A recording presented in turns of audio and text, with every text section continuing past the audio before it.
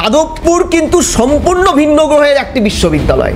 যাদবপুরে দীর্ঘদিন permanent VC থাকার পরেও যাদবপুরে কি অচলায়তন কি অব্যবস্থা হয়েছে তোমাকে আমি ছোট্ট কথা বলি।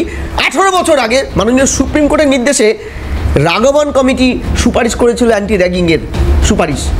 ভারতবর্ষের সব বিশ্ববিদ্যালয় মেনেছে কম বেশি, এক্সেপ্ট যাদবপুর বিশ্ববিদ্যালয়। রাজ্য সরকারেরও একটা লিমিটেশন থাকে। রাজ্য যদি আজকে ফোর্স পাঠায়, তুমি আমি এই চ্যানেলে সন্ধ্যাবেলা রাজ্যের প্রতিবাদ করব, কারণ বিশ্ববিদ্যালয় রে করে উঠবো। আমরা হচ্ছে স্বার্থপর, আমরাই রে করে উঠবো। রাজ্য পুলিশ পাঠিয়েছে শিক্ষায়তনে, আর ওরা হোক কলরব করে দিয়ে একটা কিছু বিশৃঙ্খল করে দেবে। আমি তোমাকে বলি, ওই হাইকোর্টের অন্তর্বর্তীকালীন নির্দেশ ছিল আইডি ছাড়া ঢুকতে দেওয়া যাবে না। 6-7টা অর্ডার দিয়েছিল। ছিল কি, সিসিটিভি ইমিডিয়েট ইনস্টল করুন, ফ্ল্যাড লাইট আনুন। আমরা তো জানি আলো মানে তো জ্ঞানের একটা আধার। ওরা ভেঙেছে।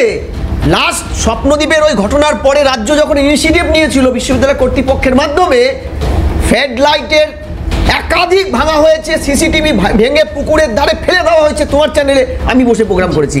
অর্থাৎ মুক্ত চিন্তার যেটা বলা হয় পরিপন্থী, কেন যাদবপুরের মতনই তো বিখ্যাত প্রতিষ্ঠান জেএনইউ, বেনারস হিন্দু ইউনিভার্সিটি, যাও তুমি, সেখানে মুক্ত চিন্তা কি কোথাও আটকাচ্ছে? চারিদিকে সিসিটিভি ফুটেজ লাগানো। সিসিটিভি ফুটেজকে বন্ধ করতে পারলে ওখানের একটা শ্রেণী যারা সংগঠিতভাবে অর্গানাইজড মব ক্রিমিনাল কালচারটা বাঁচিয়ে রেখেছে, এই যে মাফিয়ারা, অর্গানাইজড প্রিভিলেজ ক্রিমিনাল যারা রাজ্য বললাম রাজ্যের ব্যর্থতা আছে, কিন্তু রাজ্য কোনো ইনিশিয়েটিভ নিতে গেলে, আমি বলছি যে বিশ্ববিদ্যালয়গুলোতে তৃণমূল একাধিপত্য জারি করে বাঁচিয়ে রেখে ভোট করতে না দিয়ে স্বৈরাচারিতা করে গৌরব যেগুলো বললো, আমি সেগুলো ছাড়লাম। যাদবপুরে তো তৃণমূল নেই।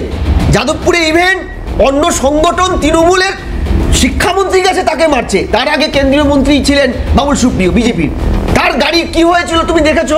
রাজ্যপালকে যেতে হয়েছে। তুমি কি মুক্তাঞ্চল চাইছো?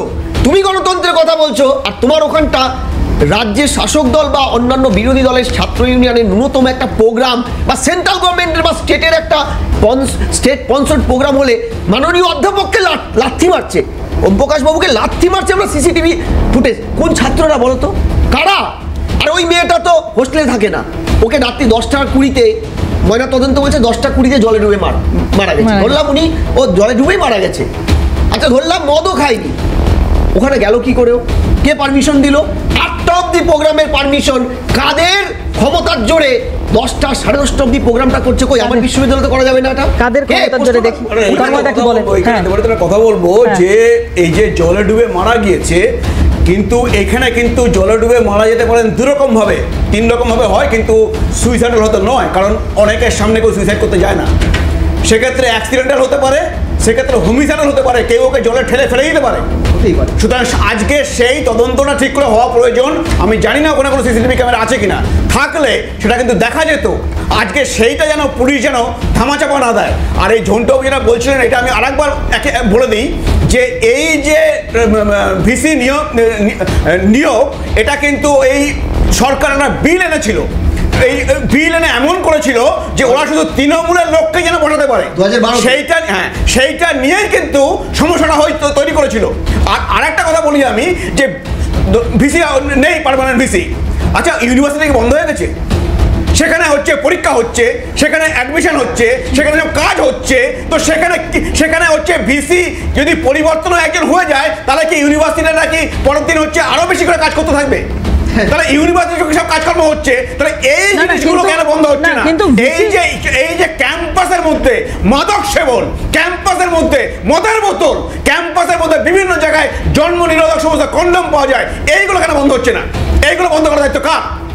যদি ইউনিভার্সিটি করতে না পারে, তাহলে পুলিশকে করা উচিত। না, একটু একে একে উত্তর নেব। আমি আসবো ঘোরতে, আমি একটু আগে প্রদীপ্তদার কাছে যাই। হ্যাঁ, প্রদীপ্তদা কতগুলো বিশ্লেষণ করেছেন, কিন্তু উনি একটা জায়গায় মিস করে যাচ্ছেন, সেটা হচ্ছে রাজ্যপালের ভূমিকাটা কি। মানে তুমি যখন আগে প্রশ্ন করেছিলে রাজ্যপালের, আগে যখন গৌরবকে প্রশ্ন করেছিলে ওই কেন এসএফআই এর ভূমিকা বা অন্যান্য বামপন্থী যে মনস্ক ছাত্র সংগঠন তাদের ভূমিকা, দেখলে তো দুজনেই কিন্তু উল্টো দিকে দোষ চাপানোর রাজনীতি করছে, দায়বদ্ধতার রাজনীতি করছে না। তৃণমূল কিন্তু যেটা সবসময় করার চেষ্টা করেছে করেছে। যে ঘটনা হয়েছে সেই ঘটনার পুঙ্খানুপুঙ্খ তদন্তের দাবি করেছি আমরা ছাত্রদের তরফ থেকে পরিষ্কার দাবি হয়েছে যে আমরা পরিবারের পাশে আছি, আমরা সমবেদনা যেমন জানিয়েছি, কিন্তু তোমরা একই সঙ্গে দেখেছো সিসিটিভির মধ্যে দেখা যাচ্ছে যে আমাদের ছাত্রদের পতাকা পুড়িয়ে দেওয়া হচ্ছে, মমতা বন্দ্যোপাধ্যায়ের ছবি পুড়িয়ে দেওয়া হচ্ছে, ব্রাত্য বসুর ছবি পুড়িয়ে দেওয়া হচ্ছে, আবার একই সঙ্গে চুরি করে নিয়ে যাওয়া হচ্ছে ব্যানার পোস্টার সব। তাহলে তার বদলে যে সিদ্ধান্তটা নেওয়ার, আমার বক্তব্য ওনার সঙ্গে এখানে একটা জায়গায় যে কেন সেই সিদ্ধান্তটা নেওয়া যাচ্ছে না, এইখানেই সিদ্ধান্ত নেওয়া যাচ্ছে না যে আপনি বলছেন যে অনেক প্রবলেম হয়ে গেছে, কিন্তু সুপ্রিম কোর্টের আগেই তো মমতা বন্দ্যোপাধ্যায় নতুন যে কারেকশনাল জায়গাগুলো সেগুলো করে দিয়ে নাম করে দিয়েছিলেন ব্রাত্য বসুর মাধ্যমে। তাহলে সেই নামগুলো রাজ্যপাল কেন সিলেকশন দিলেন না? সেখানে তো তৃণমূল, বিজেপি, সিপিএম কেউ ছিল না।